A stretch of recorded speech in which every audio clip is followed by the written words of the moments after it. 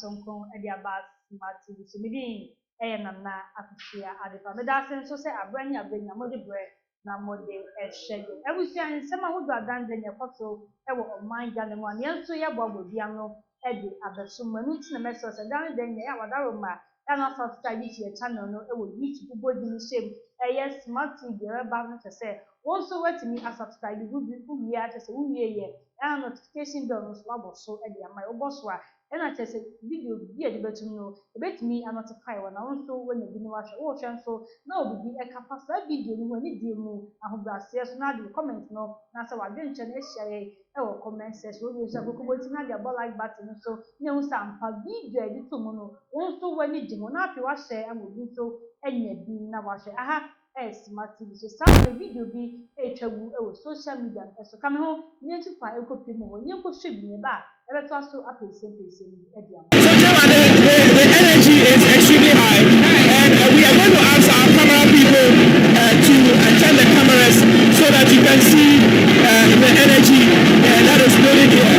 So there's a lot of drumming and dancing, a lot of activities here. So in your shot right now, you are seeing some chiefs and elders from the northern part of our country who are excited about today's activity.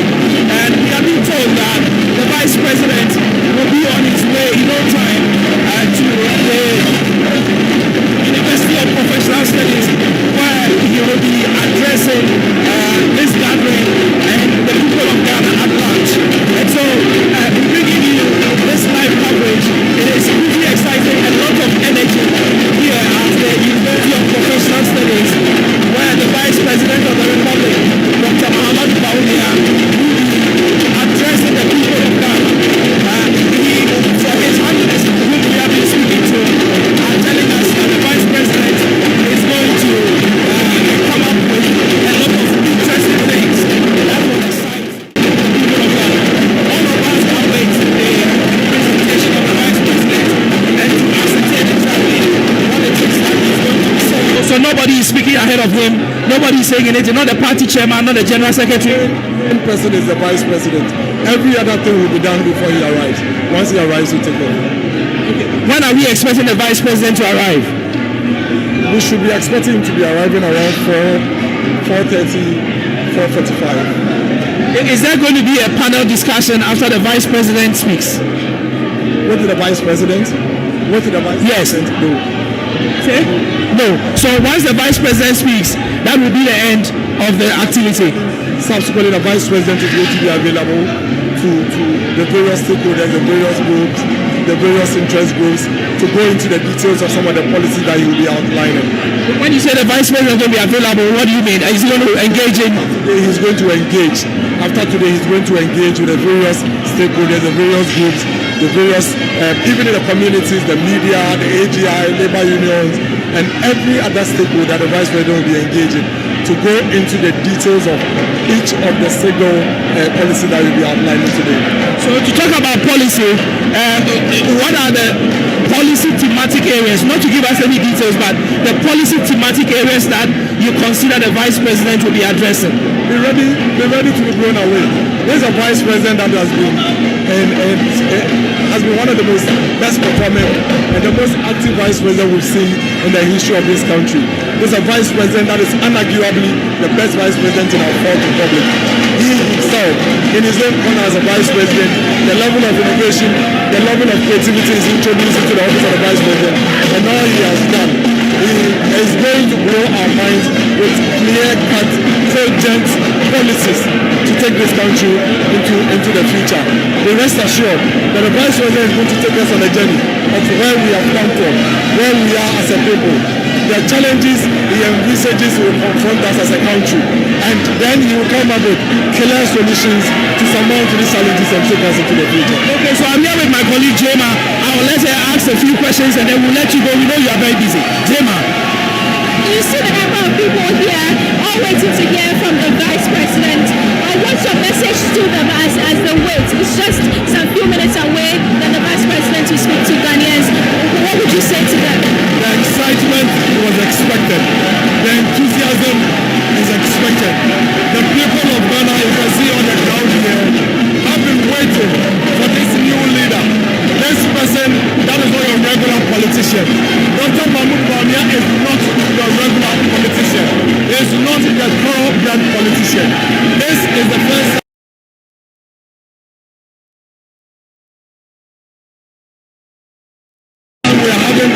designed to lead this country. And that is why you see all the enthusiasm being shown by the people. His credibility, his integrity, his level of decency, his level of unison for the people of this country is without argument. He remains the only politician that till date, nobody can wear him with any form of corruption. And that is what the people of Ghana are really yearning.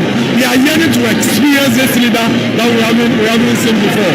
And if there is anything at all that draws all these people towards Bawumia, it is that they want to see what it is that this new guy is bringing onto the table. They've experienced every kind of politician in the past, but this time they want to see what this new leader, this new breed of politician, Bawumia is bringing onto the table. And that is why you see all of these things. And one thing I can assure all of them, and the millions of people who are watching us and listening to us across Ghana today, that they will not be disappointed. They should trust in Dr. Bawumia. They should believe in him. Indeed, we are confronted with a lot of challenges. Indeed, we are bedeviled with a lot of challenges. But these challenges definitely require one leader to take us out of it. These challenges definitely require somebody to drive us out of it. Now that Kwadwo has done his part, he has contributed his bit. It is time for a new leader to emerge.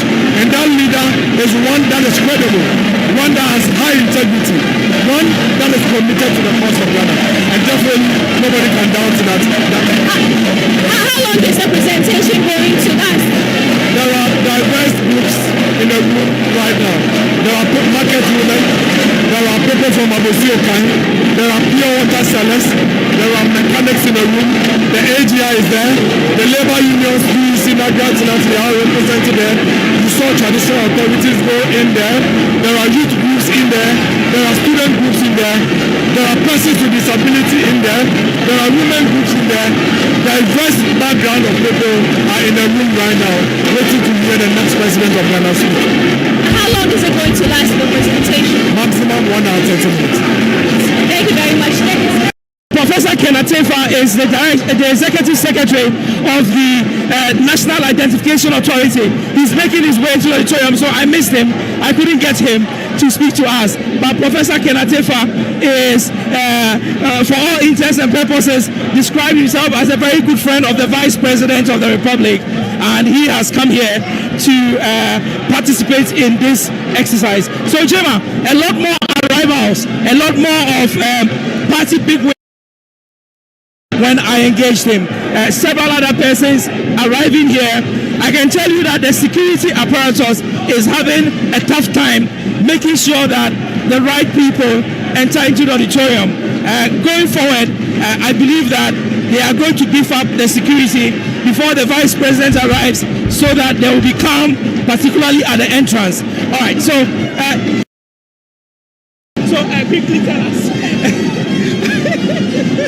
Quickly tell us, you have come here from civil society perspective, and as an education person, what would you want the Vice President to say about Ghana's education going forward? Well, we are here to support the Vice President Addo's vision. We believe that in that vision, education should find pride of place. I'm expecting to hear announcement from the Vice President that will lead to bridging the gap between the North and the South when it comes to education delivery and education outcomes. We all know that the North is far behind when it comes to education, equitable access, quality, and completion. So I'm expecting pronouncement that will give us hope that moving to the future, we will begin to bridge the gap between the North and the South when it comes to education. So the North and the South divide is a very important thing. The Vice President himself comes from the North, and so you would expect that he pays a bit attention to his own people. But free SHS has been the mantra and the major policy of the government that the Vice President served in.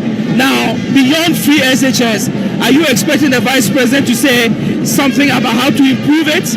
And then also, is there going to be any other free level of education moving to the tertiary, for example? The government has indicated in the current IMF review report that it intends to review and strengthen the effectiveness of the policy. And so it's a continuum, and I expect him to make statements to that effect.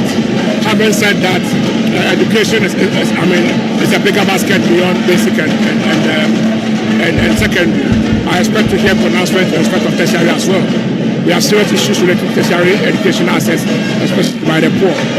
And it will be great to hear pronouncements about how to strengthen the state's bursary support scheme to ensure that poor people are able to access higher education. So education infrastructure has also been a problem.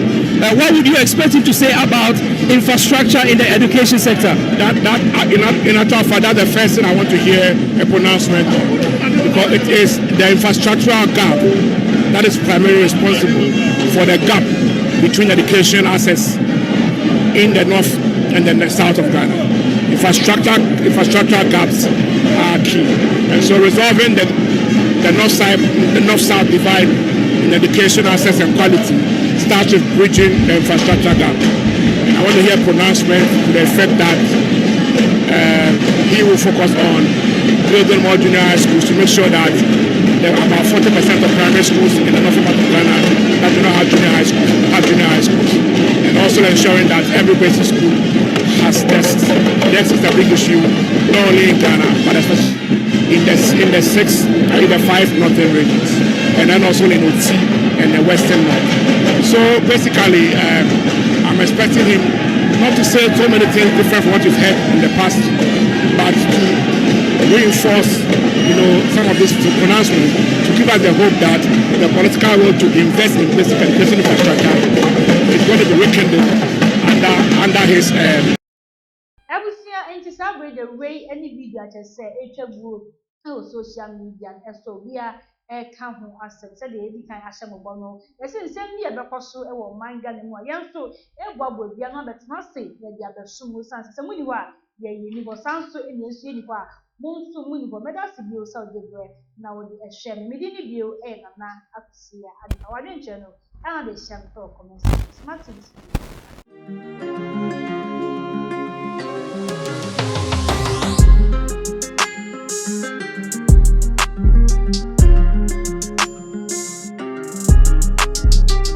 Hi, I am Edmund Smith, and I am with the Study Abroad Department at Dreams Consult. We assist potential students or clients who are want to go and study outside the country.